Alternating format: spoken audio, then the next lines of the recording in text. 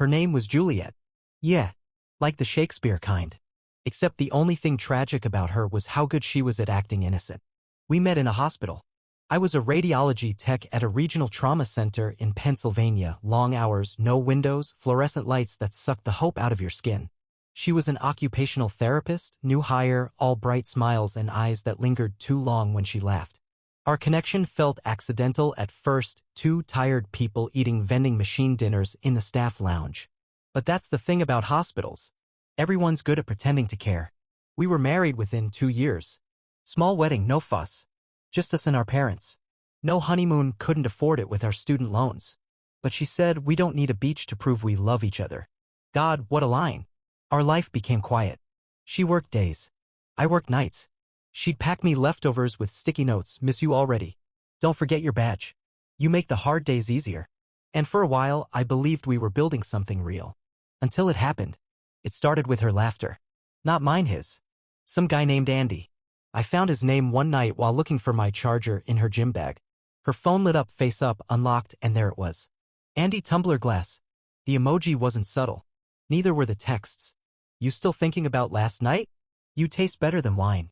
Don't let him get suspicious. I sat on the edge of her bed for a long time. She was at work. The dog was asleep by my feet. The house smelled like her lavender oil diffuser. And suddenly everything in my chest started to feel like it wasn't mine. I didn't confront her. Not yet. Because she was expecting rage. But rage is predictable. And I wasn't going to give her anything she could plan around. I just went still. Calm. Collected every message. Took screenshots. Pulled phone records. GPS pings.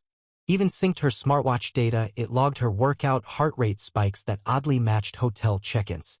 Andy, I learned, was a married wine rep, sleazy charm, cheap cologne, 2 daughters and a golden retriever in suburban New Jersey, and apparently a habit of doing tastings in more than one sense. I started watching her differently. How she lied effortlessly. How she texted with a smile. How she said, "Can't believe it's already Thursday," when she'd spent the previous night writing someone else's husband. But I didn't stop loving her right away. No. I started planning. Because love doesn't vanish in a heartbeat. It decomposes. And I was going to let her rot with it. From the inside out, they say the worst part of betrayal is the moment you discover it. Wrong. The worst part is pretending you didn't, watching the person you love lie to your face while you hand them the match to burn you again. That's what I did with Juliet. Every day she got a little bolder. More makeup on days she worked late. Lingerie I never saw. Sudden interest in wine when she always said it gave her migraines. But the best liars? They don't panic. They personalize their deceit. She started making me feel guilty. You've been so distant lately. You don't talk to me like you used to. Projection. Classic. But I played dumb and leaned in. I brought her flowers at work. Scheduled a couple's massage. Even suggested a weekend away, just us, to a lakeside Airbnb in upstate New York. I watched her pupils constrict just slightly. That's when I knew she was already planning to be with him that weekend. So I let her. She declined the trip with some excuse about coverage at work. I said, "It's fine. We'll plan something soon." She kissed me like she meant it. And then that Saturday, I watched her from my parked car as she got into Andy's rental. Not a hotel this time. She was bold enough to bring him to her sister's empty apartment. Said she was dog-sitting. I took photos. Audio. Time-stamped everything. But this wasn't just about gathering evidence. It was about reversing the deception. Because Juliet needed to learn what it felt like to walk blind into the fire she lit. So I created a second phone number, one she didn't know. I used it to text Andy's wife, Sabrina. Not an accusation. A breadcrumb. Just a simple, "You may want to ask Andy about Juliet from Reading Medical. Start with Tuesdays." No name. No threats. Just truth wearing a polite mask. Sabrina didn't respond. But I knew she would act. By Thursday, Juliet came home from work pale, twitchy.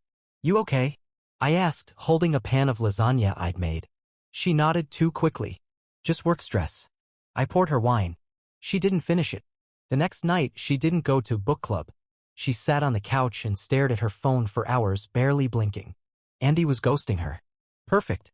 She tried to bait me into conversation, asking random questions, trying to re-engage like a glitching algorithm. But I kept things light, steady, smiling. Because when someone's spiraling, your composure is a mirror they can't stand. Then I made my first incision. On Saturday, while she was in the shower, I placed a sealed envelope on her nightstand. Inside, a single photo, her and Andy at the park last month. His hand on her thigh, her face inches from his.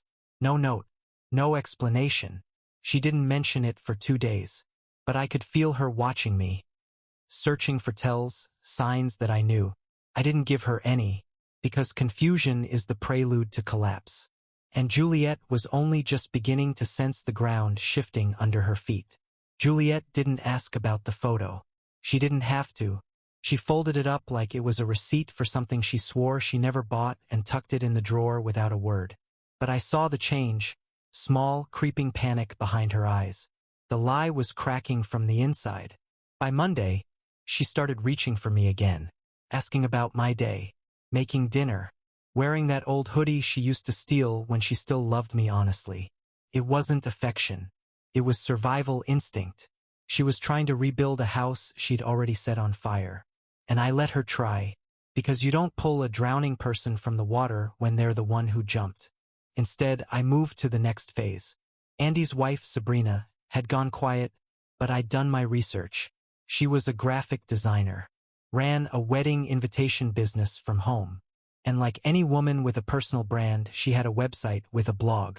2 weeks after I sent her the breadcrumb, she posted a new entry. What we ignore to protect our comfort. She never mentioned names, but the subtext bled. Juliet read it 3 times. I saw the tab in her browser history while fixing our Wi-Fi. She didn't bring it up. Instead, she started suggesting couples therapy. Too little, too late. But I played along. 1 session. 1 tearful confession from her about emotional distance and wanting to feel seen.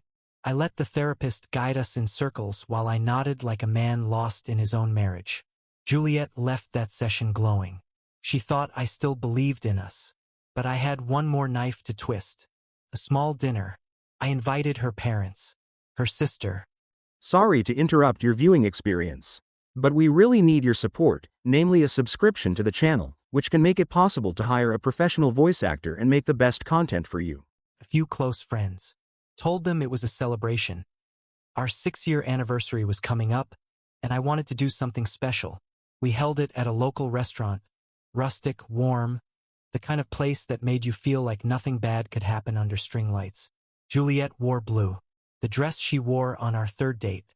She touched my arm when we walked in like we were newlyweds again. I let her believe it. We sat at a long table. Wine flowed, toasts were made, and then I stood, held up my glass. Thank you all for being here. This night isn't just about 6 years. It's about truth. It's about not pretending anymore. Juliet smiled nervously. I reached into my coat, pulled out a small stack of envelopes, 1 for each guest. I passed them down. She looked at me, eyes wide. Micah, what is this? Open them, I said. They did. Inside photos, screenshots, messages. The curated reality of Juliet's second life, organized by date and location. Her mother gasped. Her father pushed back from the table. Juliet didn't cry. She froze, completely still, like if she didn't move, maybe none of it would be real. But it was. I turned to the table. She told me I was distant, cold. She said she didn't feel seen. Then I looked right at her. So I made sure everyone sees her now. And I walked out. Didn't pay the bill. Didn't look back. Because the beauty of a well-executed exit is that the silence you leave behind becomes louder than any scream.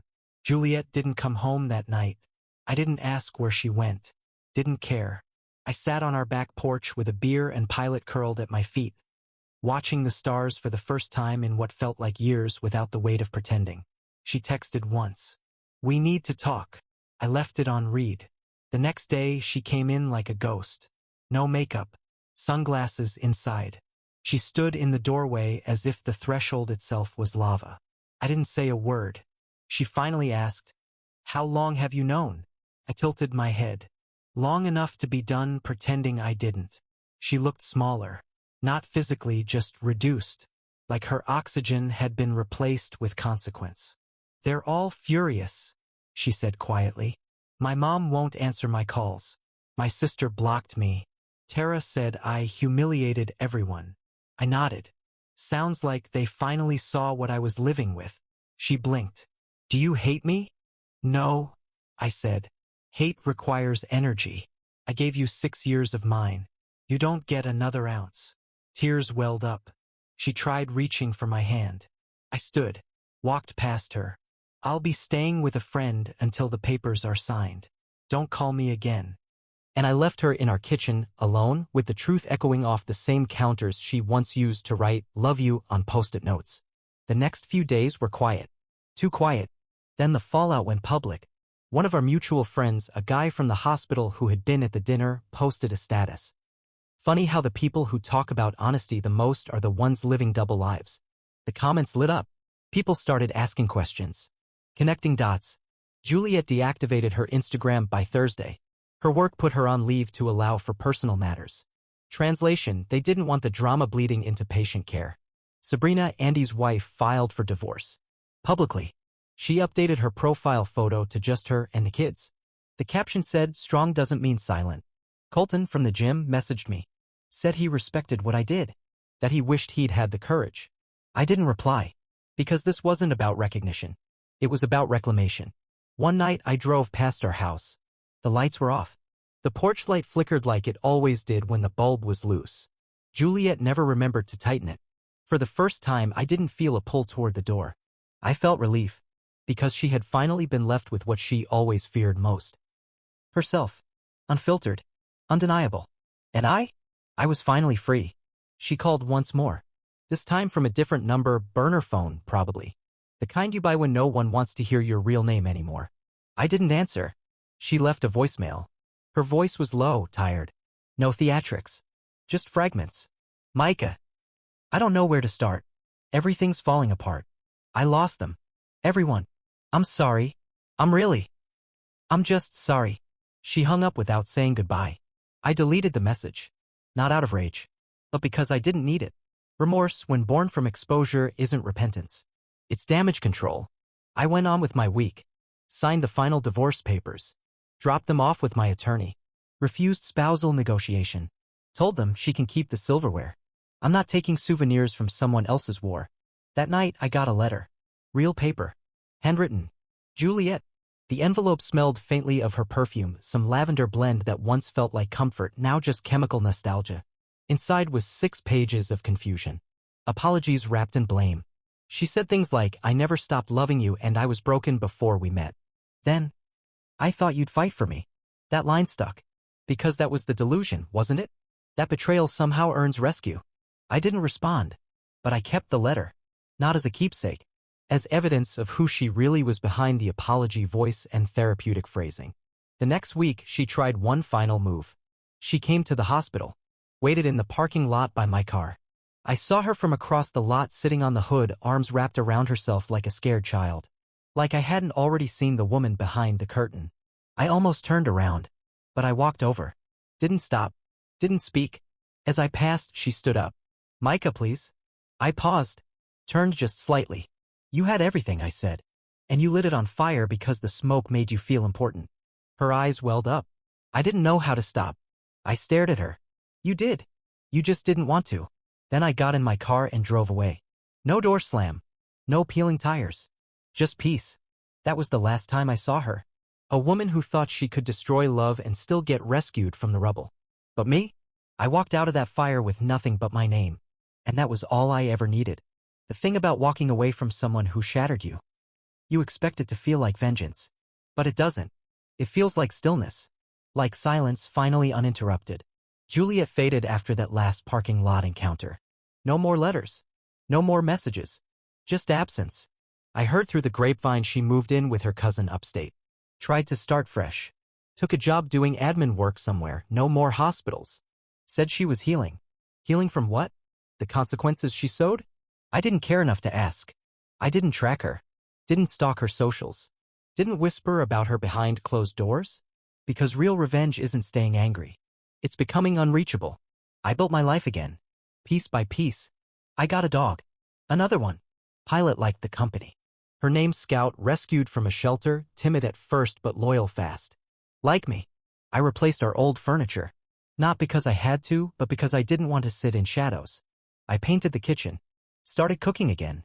I slept through the night without waking up in a cold sweat wondering who she was texting. I started smiling back at strangers again. I hadn't realized how long I'd gone without that. And then, I met someone. Not a savior. Not a distraction. Just a woman who showed up to life with honesty and no exit plan in her eyes. Her name is Claire. She teaches high school English. Has scars she doesn't hide. Doesn't flinch when I talk about betrayal. She just listens without fixing. We don't talk about the past much. But she knows I was married once. Knows I left a war without trophies. One night she asked, "Do you miss her?" I thought about it. And I said I missed the version of me who still believed her. He was naive, but kind. Claire just nodded. That's all she needed. That's all I needed. Because the truth is Juliet isn't part of my story anymore. She's a preface. A warning label. And now I write chapters without her. Sometimes, though, I imagine her scrolling late at night, seeing photos of my new life. Seeing me smiling, scalp curled at my feet, Claire's hand in mine at some pumpkin patch we both swore we'd hate. And maybe for just a second she realizes something. That the real punishment wasn't public shame. It wasn't the lost friends. It wasn't even me exposing her lie. It was this. Knowing I got better. Without her.